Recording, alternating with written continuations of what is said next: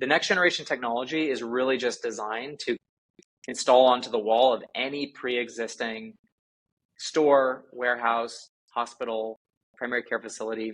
And once you've installed onto the wall, we talk to our customers about that as just a magical portal.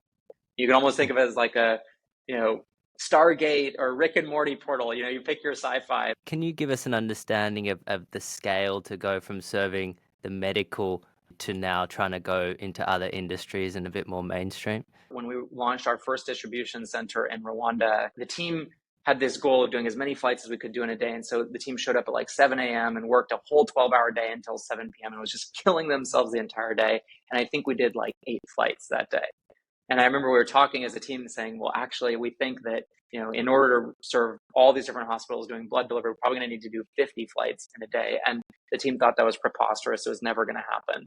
We now have distribution centers doing almost 400 flights a day. What about the other logistics in terms of robotics and the opportunity there? Is it all happening in the sky? A lot of the customers that we work with got their start in having these big, amazing retail businesses where all the customers would come to that business. But now what you see is so many of these retail locations, back of house is growing. It might be half of the store now that they need to be using to run like as a micro fulfillment center, where they're empowering like instant delivery, where they're driving their e-commerce strategy, where they're doing at store pickup. Like there's just so many different things that are being tried that I think there is a big transformation happening. What does the future of autonomous logistics look like?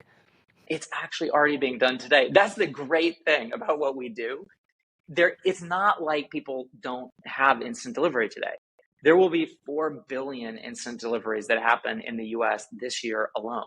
But in order to solve that customer desire, we are using technology that's 100 years old. And so I think what we're going to see over the next 5 years is engineering-centric first principles approach to solving that problem, which is, if we're going to solve that problem, we think it should be 10 times as fast, half the cost, and zero emission.